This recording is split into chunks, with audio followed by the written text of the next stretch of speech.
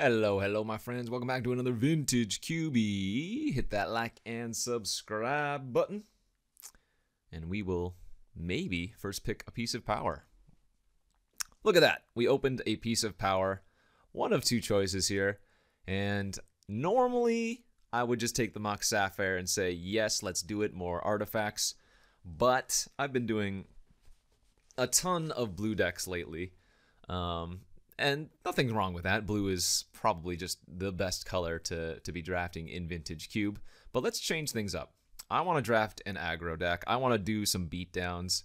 I want to kill people before they can do their crazy busted things. So let's first pick Mox Ruby and maybe do a little bit of some red rockin', if you know what I'm saying.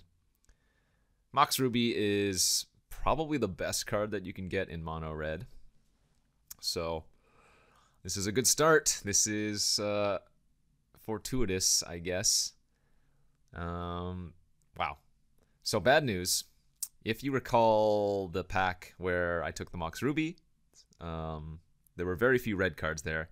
There was like a Skull Clamp, which is like pseudo red. And now this pack has actual zero mono red cards in essence. Like I will have this Bomat Courier that I'm going to take, but there's like no card that we're going to wheel. I mean, I guess you could take Dismember and try to wheel the Bomat Courier, and maybe that's safer, but I'd rather just cut off the signal as hard as I can after getting a first pick Ruby. So we're we're already on thin ice, as it were, but once again, pick number 3. There are no real red cards that I want to choose here. Thankfully, there is a Shrine. I guess this one you can call a mono red card, but again, we're probably not wheeling much, as Avalanche Riders is usually not a card I like to run in mono red. It's fine, but that's low totem pole for me. So okay, okay. Now we're getting somewhere. Now there's hope on the horizon, because if we get a 4th pick Rabblemaster, and we could probably end up wheeling the Mishra's Factory. Not super likely that I'm going to wheel a Burst Lightning, but I would be happy with either of those two on the wheel. And yeah, Slam Dunk Rabblemaster. Into a combo, Ferocidon with Rabblemaster. I get to ping myself for 1 every turn, but hey, that's fine. Beggars can't be choosers. We're just taking every single good red card we see, and Ferocidon is legitimate, so what was once a potentially scary start, we've kind of gotten some good 3s to make it up for it. But recall, I will not be wheeling much out of this initial pack, but given how we've started, we don't actually need to pick up too many playables in pack 1 to make us confident with where we're headed. Let's see, what would other cards be that we're looking for? Chrome Mox, Black Lotus, any of those really fast mana cards that can put you over the top. Oh, Wasteland, yeah. These type of cards are really, really good in mono red, because what you need to do is put on not only a lot of pressure, but if you can do it faster or stop them somewhat, you're much more likely to win, right? I mean, maybe that's obvious, but in Vintage Cube, where your opponents can be doing some really busted things, just interacting a little bit or going over faster than they can often prevent that. I'm passing Kolagon's Command, Pia, whatever. I think Wasteland's way too good. Strip Mine obviously would be a lot better here, but Wasteland's still a really, really solid pickup. Let's see. Let's pick 6, so two more packs to get some more red cards. All of the 1-drops are going to be really key. Grim Lavamancer is probably the worst of the 1-drops, but a lot of other good 1-drops that we could pick up. Okay, there's a Revoker here, that's fine. There's a Port here, that's fine. I think we're going to go with the Revoker over the Port, although this isn't bad. It's another card that can just slow OPs down. I guess that might actually be worth taking over Revoker. Once again, no red cards in this pack, sadly. The thing is, I'm already planning on also wheeling, what, the Mishra's Factory? So this might end up still being a pretty land-heavy mono red deck, just because we have so many lands that have abilities as... No! Oh, that sucks. We have both the Koth and the Eidolon in the same pack, and we can't get any of it to wheel. Oh, that's so brutal. I do think Koth is a better choice here, but these are both top tier quality cards. Oh, man. That really hurts. Oh, well. We're going to start getting the wheel packs now, so I don't expect any cards in the, first or second picks. I don't think there was much in the Mox Ruby pack. I don't think there was much in the Courier pack. There might have been one card in the Shrine pack, but yeah. My guess is we're going to see a lot of duds here, but that's okay. Okay, I lied. We did wheel Skull Clamp out of our initial pack. I forgot that was in there, actually. So that's a really good one. Great with Rabble Master, and Mono Red is going to end up with a decent number of 1 toughness creatures. Okay, we are wheeling all of the cards that I ended up wanting. Like Dismember is going to make it into the main as well over Hangerback Walker. Even though Walker is great with Skull Clamp, I think this is a much better choice. There's the Riders. Again, a card I'm not super impressed with. A card that I'm probably not going to run. We already have Wasteland and Port anyways. There's the Factory. So we are getting everything else on the wheel. We didn't get the Burst Lightning, but Factory's pretty good. Alright, and last few pickups don't really matter. This is probably too many non-basic lands. Or if I do run all 3 of these, we're going to want to run like 16 or so lands still, even though that can lead to some crazy flood. And now we get a Mana Vault here, and I think it's still the right pick. I'm passing, an Abrade, a Winter Orb, a Ballista, and a Siege Gang, but even in Mono Red, the Mana Vault's just a little bit too good, and we have a lot of colorless cards to play quickly anyways, like turn 1 Mana Vault, turn 2 Koth. That's going to win a lot of games, right? Go ahead and just take it.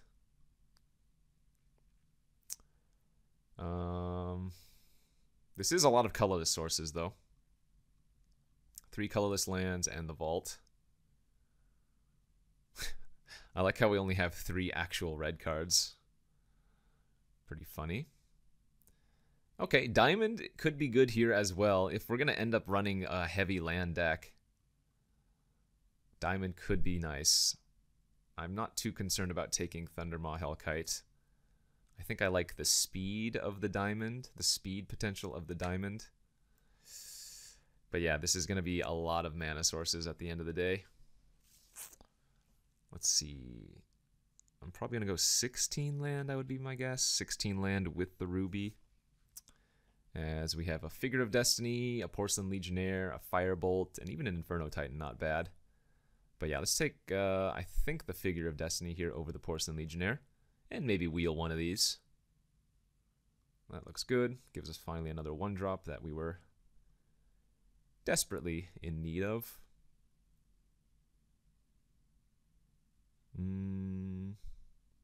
I guess if we see like a random Badlands in a pack that doesn't have anything else, we can take it for like dismember purposes.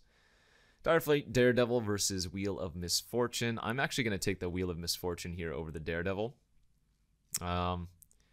Basically in Mono Red, just read this card as 3 mana, you pay 4 life and draw 7 cards. At the end of the day, let's just pretend that that's what it does. If I cast it in a game, I'll go over what it actually does, but this has too much text and it's really confusing, so let's just take the draw 7 here and get a nice little Chain Lightning action now. So no cards are going to wheel for us out of this pack, but that's okay. Yeah, we're starting to get some good cards.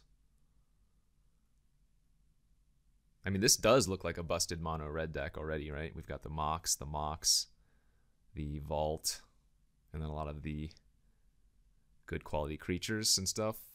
As we have Shield Breaker over Voltaic Visionary. Small chance that we actually wheel the Visionary too, eh? But yeah, Shield Breaker's great. Plenty of artifacts to blow up in this format, and then of course it just turns into a 2-1 later on. Hellrider over nothing. Good. Don't have a very high creature count right now, but we still have a full pack 3 after we finish pack 2, so I'm not too concerned there, as we have a Bloodstained Mire and a Den of the Bugbear. I'm not considering the sword here. I think we're just going to take another good utility land. Like I said, with all of these good lands, I don't mind running more because, you know, these can act as spells or half spells in a sense. So my guess is that I'm still going to end up running 16 lands plus the ruby, and that way the Mox Diamond is still live, and we have, you know, a bunch of things that we can do with our mana otherwise. Okay, bunch of good wheels here. A Braid, Winter Orb, Ballista. I guess Ballista's not great in this deck because we're not actually producing that much mana. The Orb is tempting, but I think here we want to take the Abrade instead. Again, just super versatile. Kills a creature, kills an artifact, which there are plenty of those. Thundermaw Hellkite's on the wheel, nice. Porcelain Legionnaire, Firebolt, and Inferno Titan all wheeled, good, good.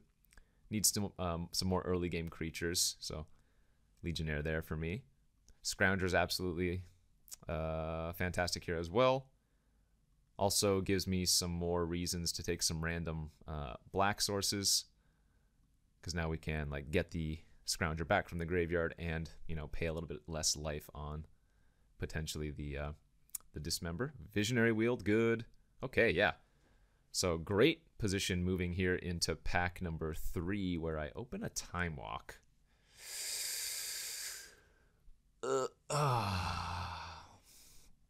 This is so gross. So remember in pack 1, I opened a Mox Ruby and a Mox Sapphire. I passed that person Mox Sapphire, and now I'm about to first pick an Urza Saga here and pass them Time Walk. Is that crazy? Person on my left, whoever you are getting the goods, and I hope you appreciate it. There's just no way I'm playing Time Walk in this deck. And similarly, there's no way that the person to my left didn't take Sapphire when I passed it initially, right? Oh, this is too funny. With this Saga pickup, I might want to cut one of these other colorless lands.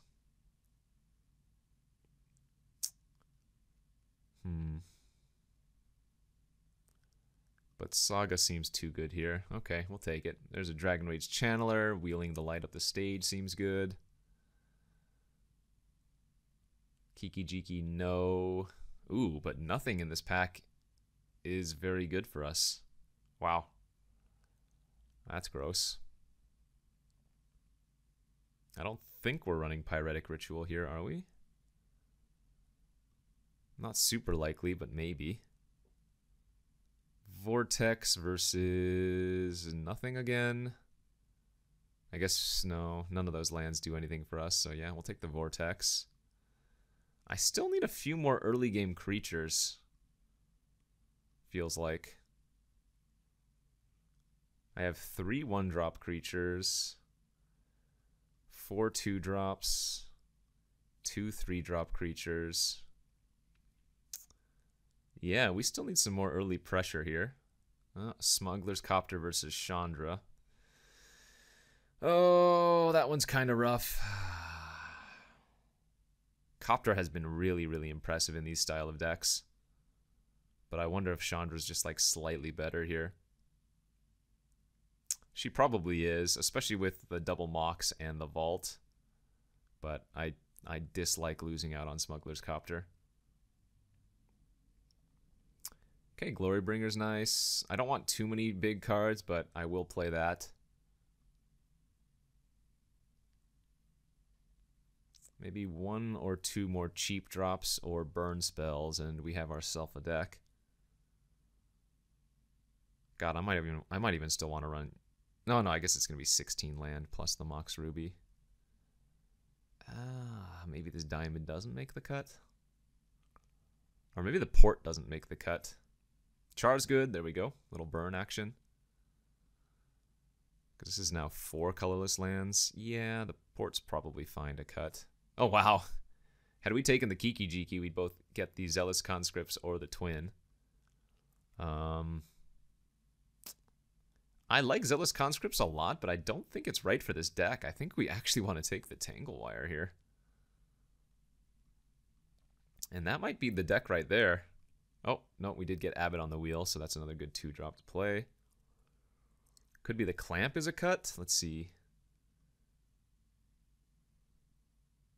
Yeah, actually, you know what? I kind of dig cutting the Clamp.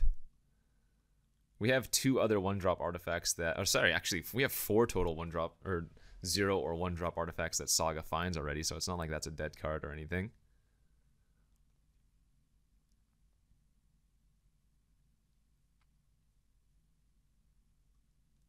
So yeah, we'll just add 10 mountains, and I think that's probably the deck. 3 good colorless lands. I like it. I like it a lot. Sorry, Rashad and Port. Sorry, Skull Clamp. Maybe next time. There's the Kiki.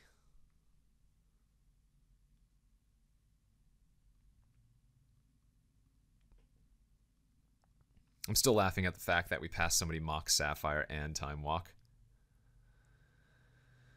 And like I said, I think it was just correct to do so. I mean, the first one made sense. We took a Mox over a Mox. We took Saga over Time Walk. Though we're not blue, so.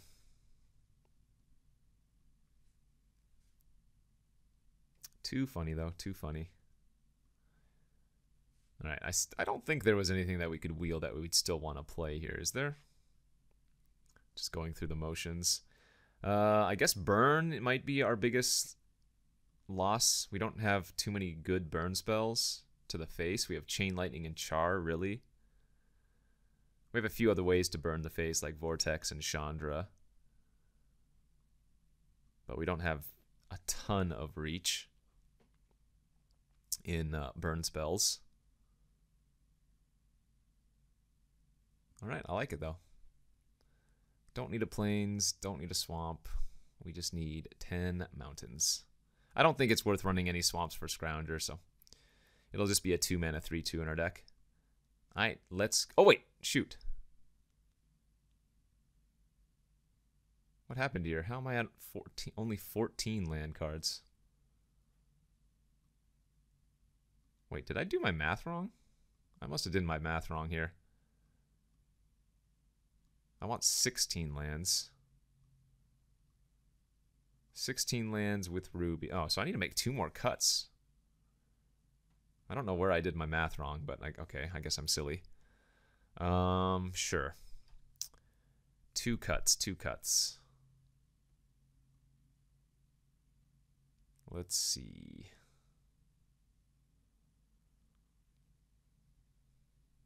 I guess I don't need Tangle Wire.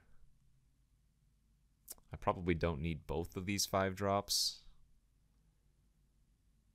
I do like Hellkite, but maybe Glorybringer's like slightly better here. I don't know. The damage versus the capability to burn something.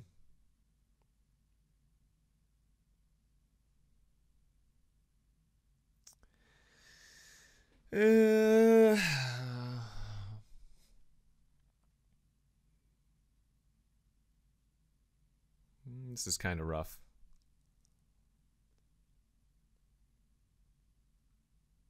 I guess we're gonna go for the damage and play the Hellkite instead, the 5 damage one. Okay, submit it like this, and we will see it for round 1. Okay, here we are for round 1 of this Vintage Cube Draft with our mono red deck, and we're on the draw, so already a mistake. And then we have this hand. Yeah, we'll be going to 6. And God, what is going on? Oh, this is brutal. Can I keep this on 6? Oh man, this really needs to draw a red source off the top. I mean, Saga can go grab Mox Ruby, but I think it's better off just to go to 5 here. All right, let's pitch one land, and I guess let's pitch the Chandra. Oh, this is so brutal. Mulligan to 5 in my mono red deck. Hopefully if we find a 1-drop here, and then we just curve out. Okay, well, we drew a different 4-drop, so I guess that's not awful, but still kind of yikes. Stowaway on turn 2. They're going to get looting here fast. I don't have too much good removal. We drew a curve, though, so there's that. Ah, man, this feels terrible.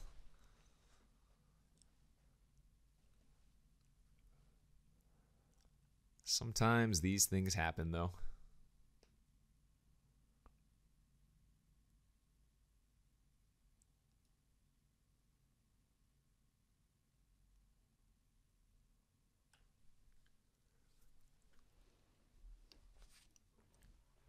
Okay, play a Fumarole.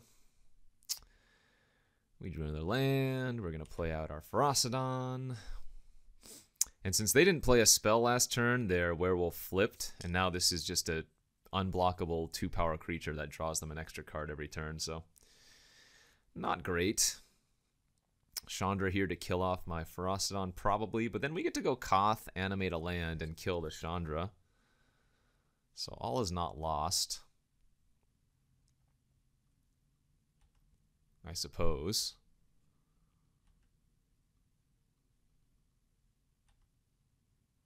Yeah, I mean, the Shrine's ticking up.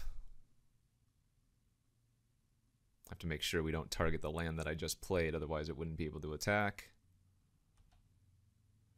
And if they attack Koth for 2, that means they're also not drawing a card. I mean, if they just have land, they activate Fumarole, but there's nothing I can do about that anyways. Oh, but it's a tap land. Okay, Koth might live an extra turn. Signet, that's fine. Nope, they're still going face. I don't know why they keep playing spells before drawing. Not ideal sequencing, but...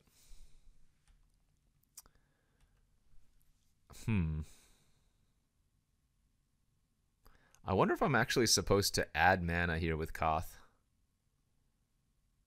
I think I do, to deploy all my cards out. And we're going to lead on the Hellkite to play around Mana Leak. Try to get in for 5 here. Nice. And we'll play out the Scrounger. Play out the Figure. Okay. And now that's going to flip their Werewolf back, so it doesn't have 2 power anymore, so they can't one-shot Koth with the Stowaway itself.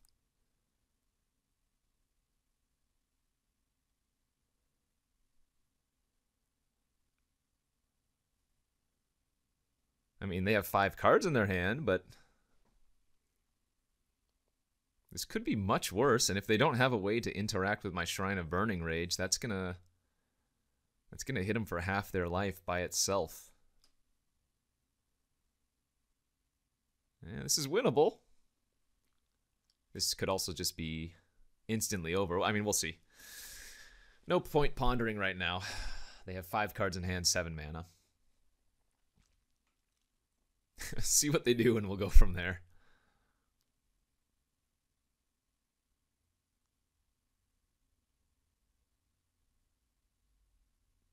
All right, here we go.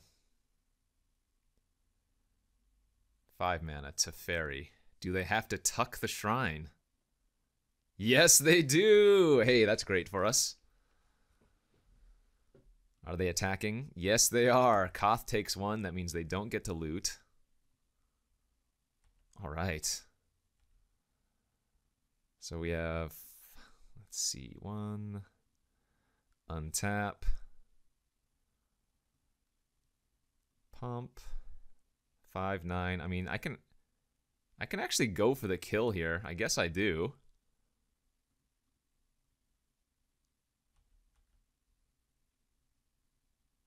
This is lethal damage.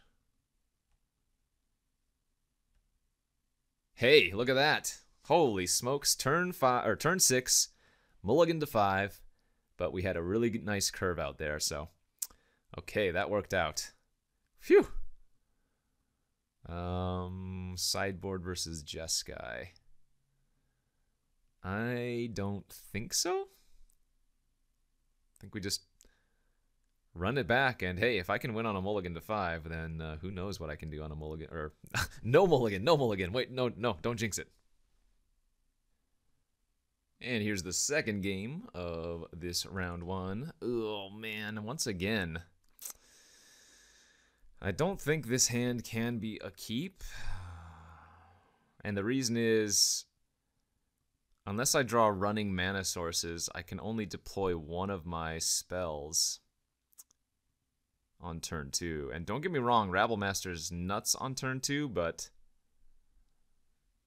I think this is, again, a little bit too risky, so let's ship it. And yeah, much better looking hand here.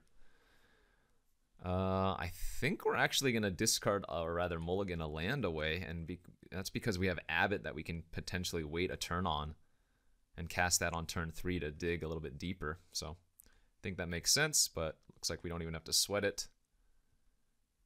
Did find that third land already, so we might just pump up the Figure of Destiny here instead of playing Abbot out on turn 2. I guess if I draw a land next turn, I'll probably fire off the Abbot just as more pressure, but we'll see. Okay, and then now instead we'll just do that. Attack for 1 with the Figure of Destiny, level it up to a 2/2, and then play out the Dragon Rage Channeler post-combat.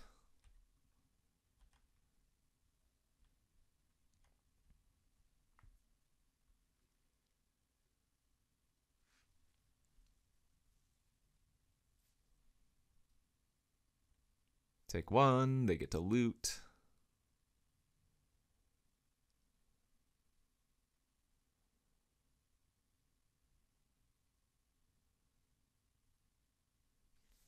What you gonna discard, buddy?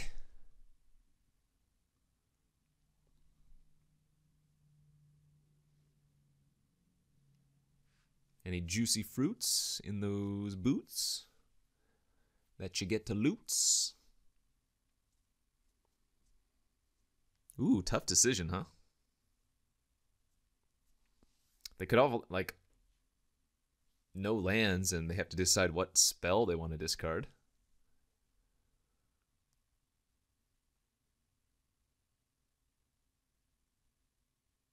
Wow, tough decision. I don't know if that's a good thing or a bad thing for me.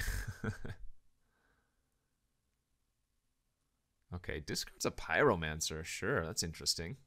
That's very interesting. Because that seems like a card that would be pretty nice. Oh, that's not good. That is not good at all. Yikes. Gideon. Oh my gosh, okay.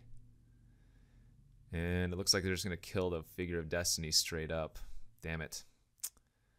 Alright, well, let's get the Vortex online and get a Surveil.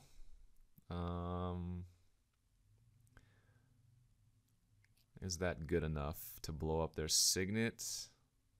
I guess we'll leave that on top. And then swing out at Gideon.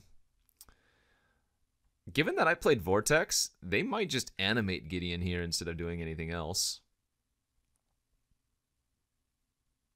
But turn 3 Gideon is pretty brutal. Alright, well, they didn't animate, so they're not attacking. Yeah, Black Lotus is a hell of a card.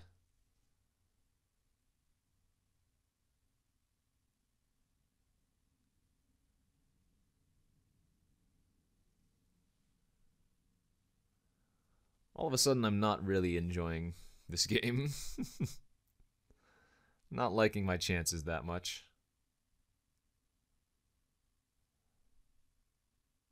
Discarded a Jace this time, sure. Oh wow, they're just gonna fire off. Okay, wow. So we get to, oh, that sucks. Or does it? Actually, no. We have the Shield Breaker on top, so we can Shield Break that. Animate our factory.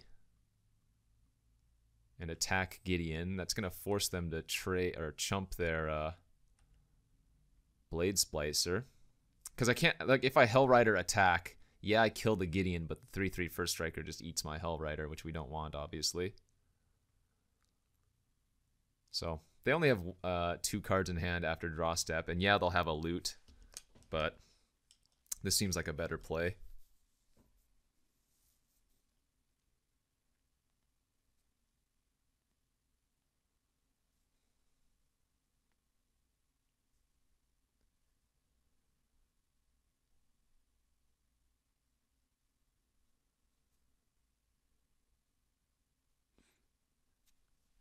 Yeah, at the end of this, Gideon is going to have gained them a bunch of life and killed 2 of my creatures. Alright, they are animating this time. So that's a hit for 7. I'm going to go to 9, and then I'm going to fall to 7 on my upkeep from the Vortex.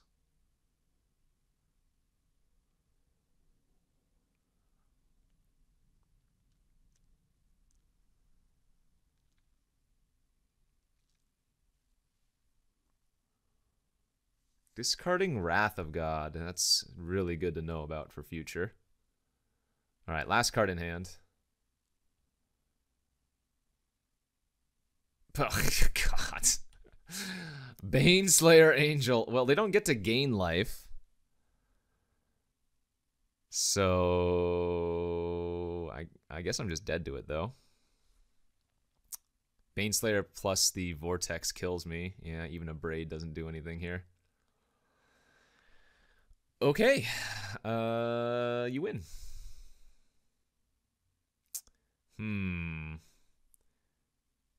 They do have quite a few good cards versus us. That is not ideal. Funny. Oh, the the Baneslayer's protection from all of my dragons. On the play here for game 3, I think we're gonna want to bring in the Tangle Wire. And maybe just cut this random Scrap Heap Scrounger or whatever. Okay, come on. Let's go. Game 3, we're on the play this time. Opening hand looks pretty good. Don't have any of our fast mana, but yeah, this should do just fine. We're playing against the Jeskai deck. They do have Black Lotus, though. So we're really, really hoping that they don't just Black Lotus into one of their big threats again. Because last time it was Black Lotus into Gideon on, what, turn 3? So, yeah. Haven't had any of our Mox openers. It's kind of frustrating, but we have Mana Vault, we have Mox Ruby, we have Mox Diamond. All those would be kind of nice. All right, we did find land number 4 for a Koth on that turn. And we have a good series of plays here on either turn 3, depending on if we want to level up a figure to a 4/4 or just char something. Yeah, we'll probably just level up our figure here then. Factory, another good draw. All right. Oh my gosh! I mindlessly played the Mishra's Factory, which means I didn't get to level up the Figure of Destiny. So I just missed 2 damage and turning my figure into a 4/4 this turn. Well, that's what happens when you don't think. I mean, it made sense to play the Factory, kind of, but not really. Ugh, brutal. Brutal, brutal, brutal. Oh, wow. This is actually really good that we're getting all of these utility lands online. Okay, we'll play the Saga this turn. And I'm definitely going to slam the Koth. We didn't see any counter magic. I wouldn't be surprised if they have one here, though. Shieldbreaker we can bin. Yep, no surprise. This is really sad, though. I should be hitting them for 4 damage here. So they should be at, they would have taken 6 extra, no, they would have taken 4 extra damage, they would be at 8.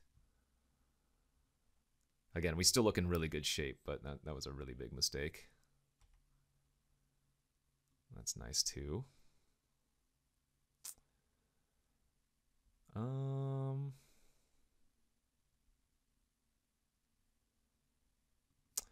Okay, I'm just gonna give him hell this turn.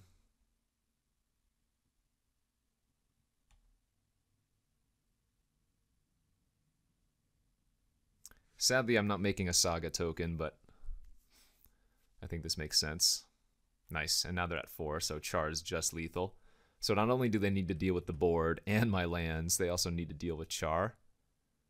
So, yeah, if they just slam Baneslayer Angel here, that's not going to be good enough. Gideon's also not good enough. In fact, did they just leave themselves dead on board? Yes, they left themselves dead on board, but oh well. Because we can just animate like Den and attack them there. But we will go for the Char on face. All right, good enough. Well, I didn't play that very well, but our draw was nuts, so GG. Let's go to the next round. Okay, here we are for round 2 of this Vintage Cube with our mono red deck, and once again, we cannot get some reasonable openers. Let's mulligan to 6. Hey, there we go. Okay, this is maybe too reasonable. I guess we're just pitching a mountain here. This looks like a turn 1 Shrine of Burning Rage to me, into turn 2 Dragon Rage Scrap Heap. Seems good. We're going to lead off with the Factory, the Ruby.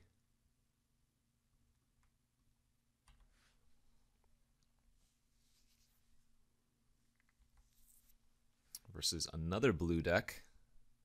Another blue-white deck even.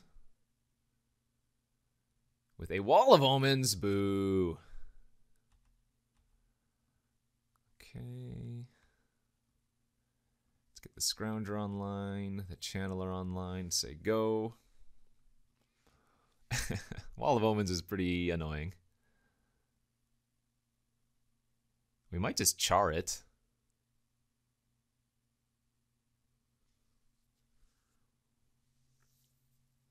Yeah, I think upkeep Char on Wall of Omens is reasonable here. And get a Surveil on.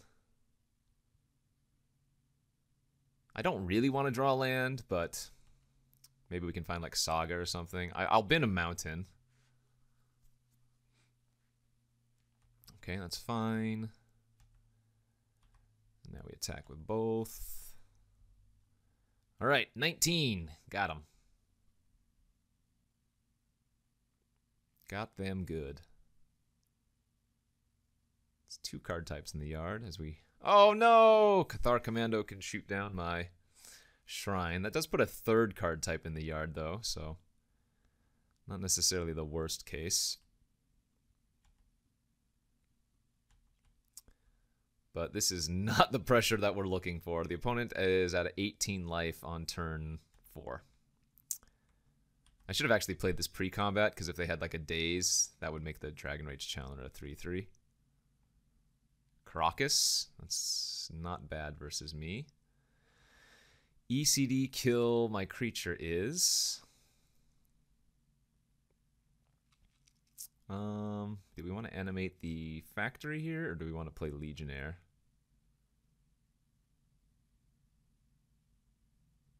I guess we're just going to play the Legionnaire after poking for 1 again. Oh my gosh, that Wall of Omens has gained so much life.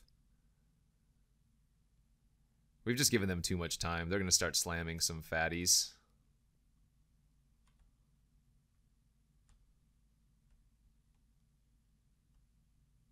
And they get to bring back their Cathar Commando next turn. Okay. Titan, Elspeth. Yeah, it's pretty bad. So this is the turn I need to draw an untapped land to go Thundermaw and kill Elspeth. Oh, wait. This doesn't even work. Because the Elspeth Conquers Death then just brings Elspeth back. Oh, that's so gross.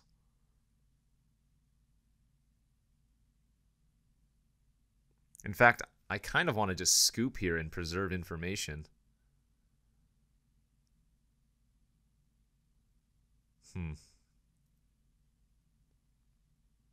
I can't sandbag it, though. All right, I guess I'm going to play the Hellkite and attack their face.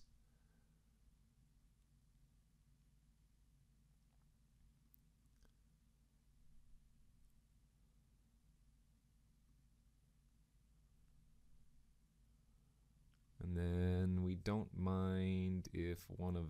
Actually, this is power 4 or greater. Yeah, we don't mind sending both of these at their face as well.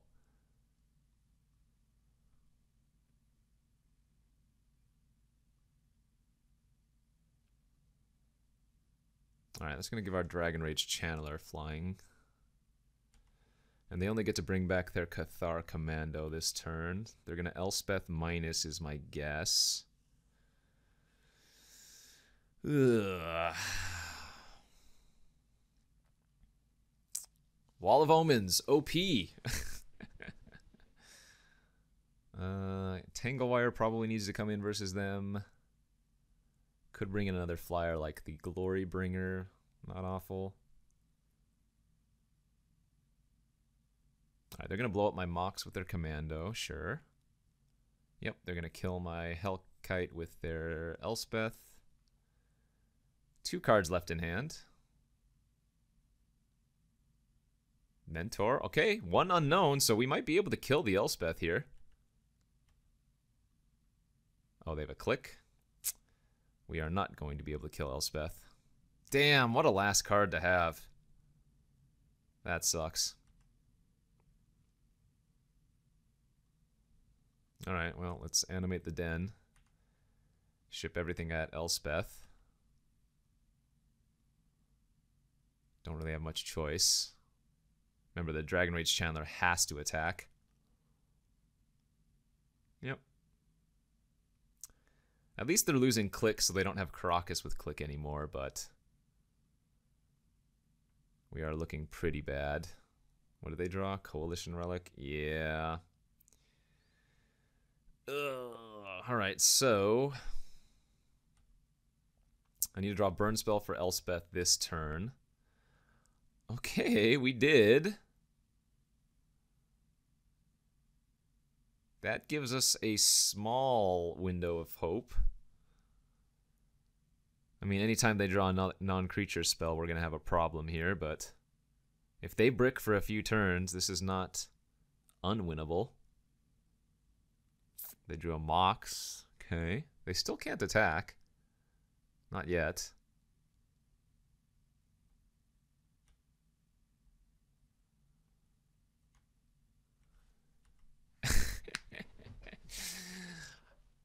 Oh, that's interesting.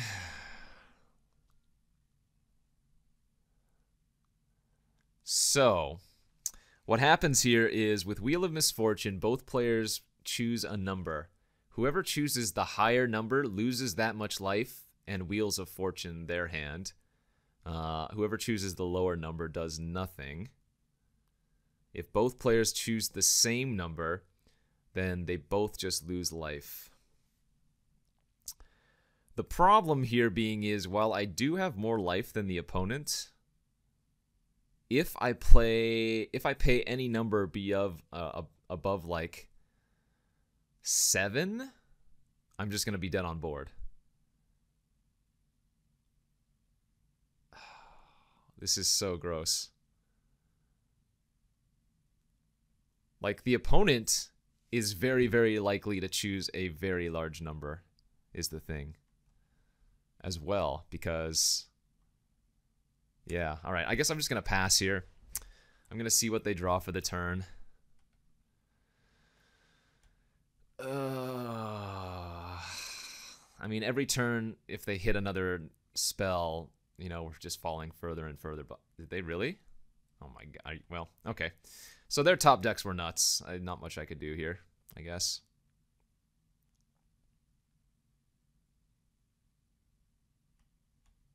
Good beats. Maybe I should have just cast the Wheel of Misfortune, but... yeah, they're bouncing their Mox to draw a card and re-trigger. Alright. I've seen enough. Feels like we actually should be okay versus their deck if they don't have a Wrath, though. But that was just... I guess I should have just fired off the Wheel of Misfortune, but man, like I said, it was a little bit too late. Okay, let's cut the Scrounger, bring in Tangle. And yeah, I think I like bringing in the Glory Bringer. And cutting what?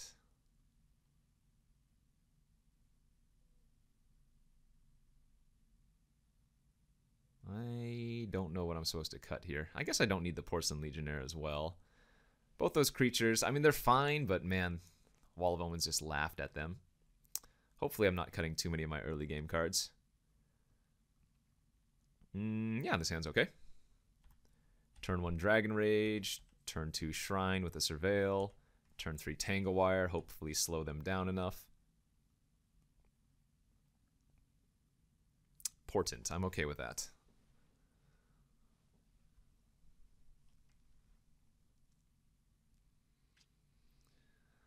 I am okay.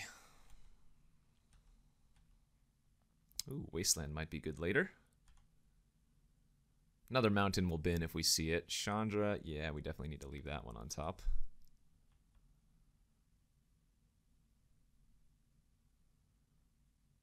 Alright, I feel like Tangle Wire is probably going to lock them out here. Because next turn I get to go Tangle Wire. Next turn after that I get to Tangle Wire, tap my Shrine, my Wire, and my Dragon Rage Channel, and then play one of my 4-drops. So that seems good. We'll bin that.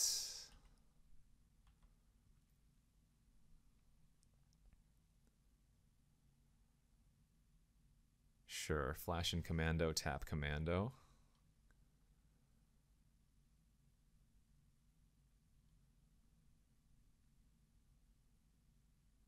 So they should do they should blow up my Tangle Wire or something with the trigger on the stack, right? Or it feels like they should have.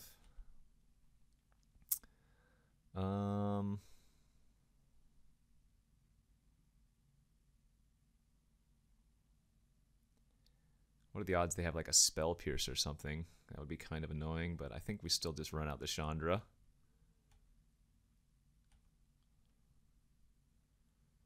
Bowmat I think is fine to keep. And then we'll just exile it.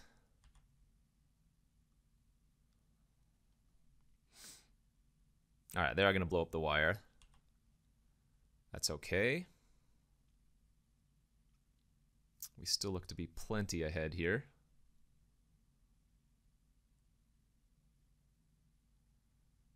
Face fetters the Chandra. Yeah, that's okay. Now we get to go Hellrider, Wasteland, smash for 6.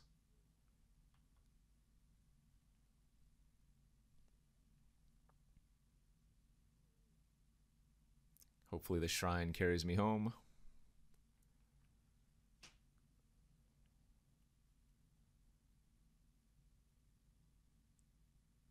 Two mana, what do you got? Sure, that's fine. That's a great draw, and that might just be lethal, right?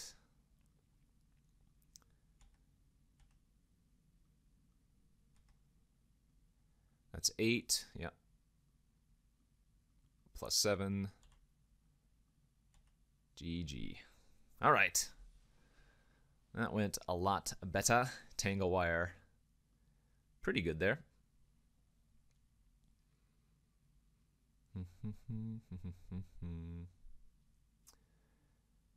Now, what do we do on the draw? If anything. Maybe we do nothing on the draw. Maybe we just run it back again and say, let's go, baby! Need to kill this blue-white before they can do the gravies. Ooh. Okay, this is our best opening hand yet.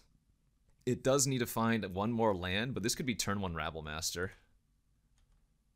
Damn. So instead, I guess I can go Land, Dragon Rage Channeler, Ruby Surveil, put that in the graveyard. Bomat, attack for 1. Oh, I could have eaten the Chandra with the Bomat too, I guess. There's their Wall of Omens, that's fine. So let's go Dismember, Surveil, we can eat that with the Bomat, I guess, so let's leave that.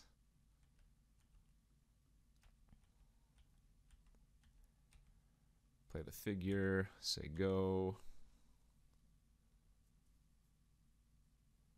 Hoping to fade a Wrath. Mentor, I don't have burn for that right now.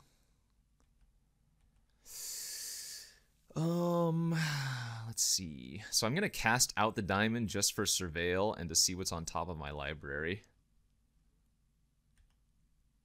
So let's put the 5-drop in the graveyard. That gives us Delirium. Let's then, I think we play out the Abbot and hope to hit a land. Nice. And then we swing out. If they block here, I'll go ahead and draw 3 new cards. Yeah, I think that's okay. I think they're going to block Bomat. Good, good. Okay. I mean, leaving the Mentor alive for a turn obviously is unfortunate, but man, land, burn spell is kind of exactly what we wanted to hope for. They did have Counterspell last game. So I think here we don't actually run into counter magic. I think what I kind of like doing is just attacking with the Dragon Rage Channeler and nothing else. Not giving them an opportunity. I can just level up my Figure of Destiny if they don't do anything. Alright, they're casting a Memory here. So let's let the Memory resolve.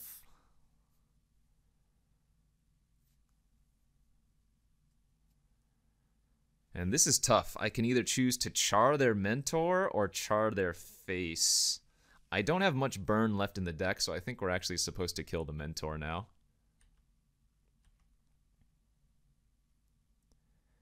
Obviously going to keep a Hellrider on top. And now it's going to be hard for them to just pass with Counterspell open if that's what they have. Sure. So we can probably bait out the counter if they have it. Okay, they're going to tap out again, even better. That's fine. Bounce the DRC, that's fine. Do we have lethal here? I think this is close to lethal if it's not. 3, 4, 5, 6, 7, 8. Yeah, that's lethal. Good game. They need a force.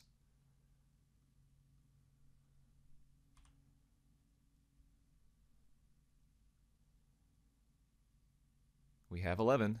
Go, go. Easy peasy, baby. All right, scary game 1, but we got there in games 2 and 3. Let's 3-0 with the Red Rocks. One more.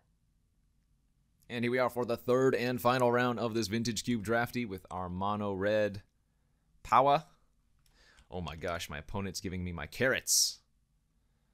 We have a slightly risky hand. Maybe not that risky. We are on the play. Actually, it's not risky at all. This is just turn 2 Koth. I don't know what I'm talking about. We go turn 1 Vault, turn 2 Koth, hit him for 4. And then turn 3, if I draw a land, we can Koth minus Thundermaw. If we don't, we can Abbot or whatever. Yeah, this is good. I like this a lot. Turn 2 Koth better than Hellkite because Koth, again, will unlock the potential for some other fast plays. Another blue-white deck. Gosh, we've played nothing but blue-white decks here. Okay. So they need Force of Negation or Force of Will. Wow, even drew Ruby, huh?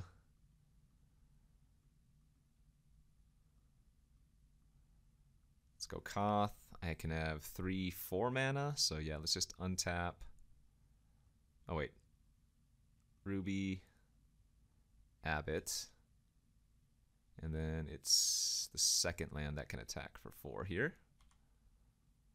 Beautiful.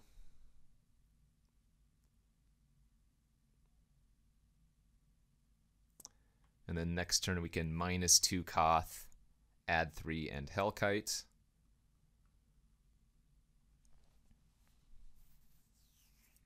Actually, I guess we probably want to just get Koth to ultimate mana. Or ultimate loyalty.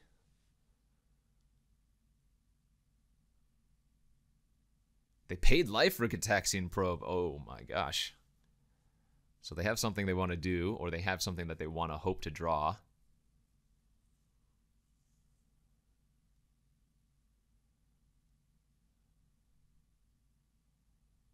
But Probe there, paying 2.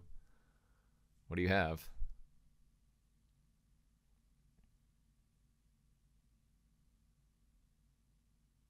Jace? Okay. I can handle a Jace.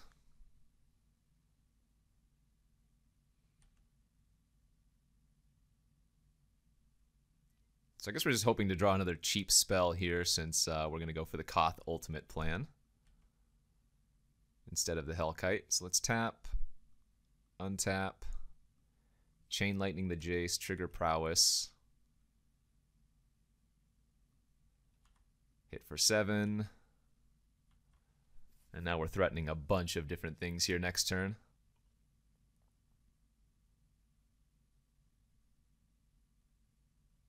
Namely, Koth Ultimate is probably a game winner, I would think.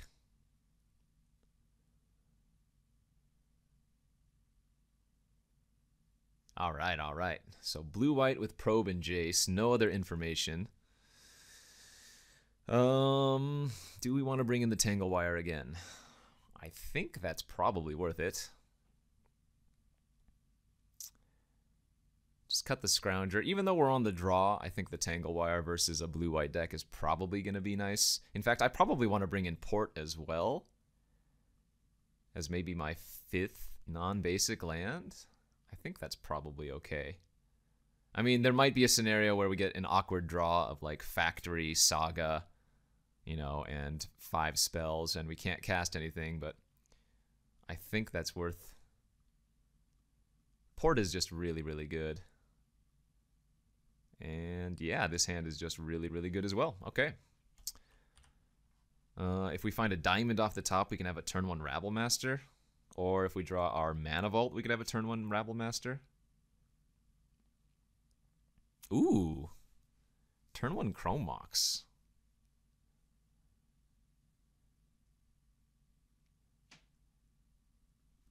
Banefire, so they have maybe Jace on turn 1. Yep, there it is. We can just abrade that turn 1 if we want to. Maybe abrade the Jace turn 1, and then... we are getting this funny draw, aren't we?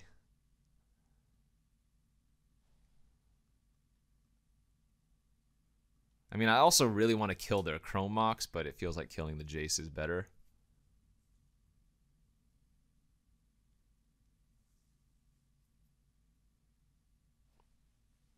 Jace just digs into too many cards, you know?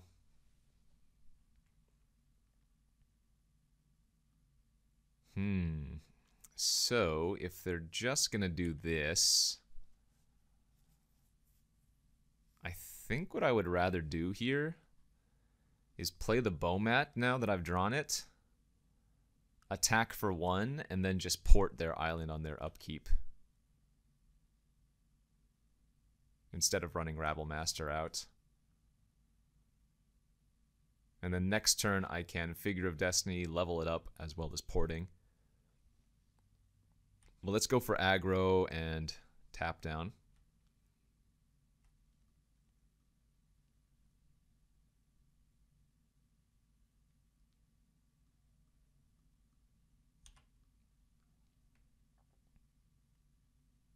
port over the mountain already doing some nice work here.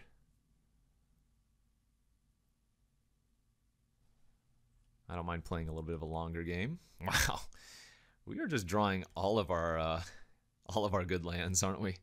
We're only missing the wasteland now, which wouldn't even do anything here. Kind of funny. So yeah, this is a great position to just sit back on my lands.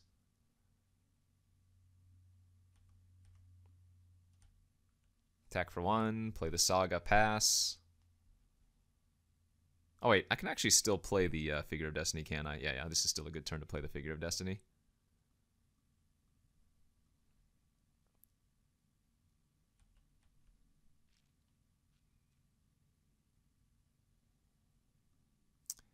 Let's tap another island.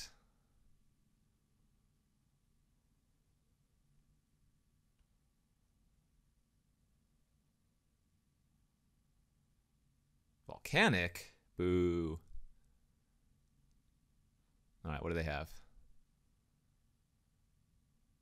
Thran Dynamo. Okay, that's kind of scary. Yeah, now they're just going to have infinite mana anyways, aren't they? Right. Let's go ahead and turn the figure into a 2/2.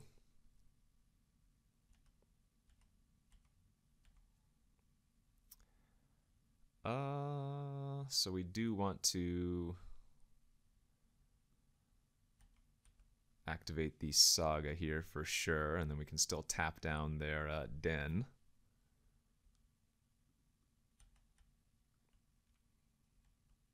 Yeah, not irrelevant. Our Bomat is getting pretty swole.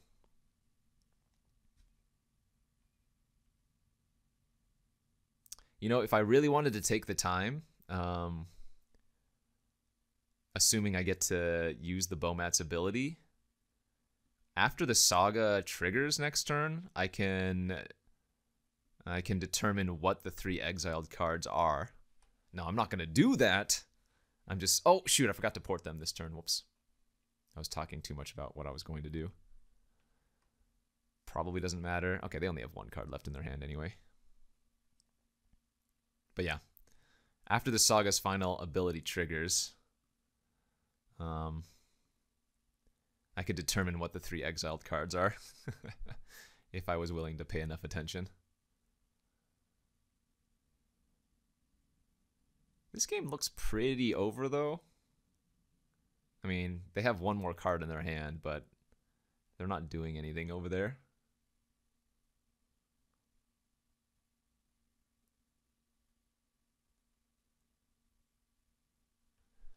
Go, go, Red Rocks me!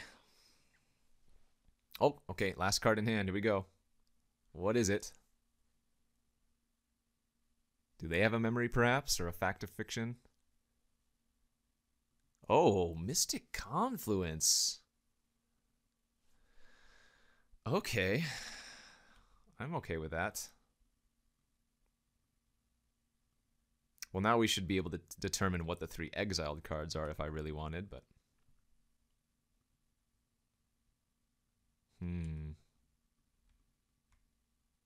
Alright, Urza Saga, go, go.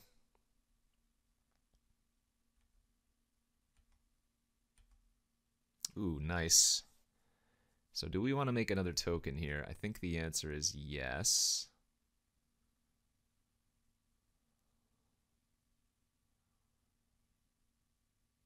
And we can go grab our Mana Vault if we want to. Let's grab the Vault. Let's cast the Shrine.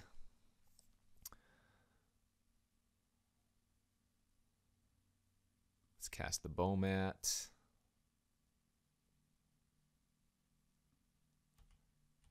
Attack with our 6/6 construct.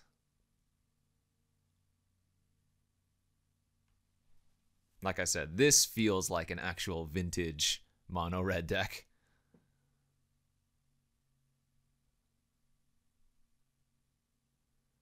And then post-combat we can play the Figure of Destiny, level up the Shrine of Burning Rage, and we will port their planes on their upkeep.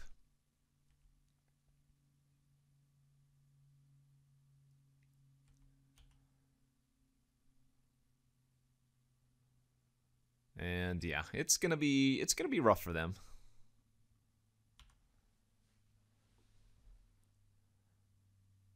Right now, I have just way too many different threats. We have all of these creature threats, this artifact threat, and then I have 2 different land threats. So kind of attacking from all different angles here as a mono red deck. Pretty good.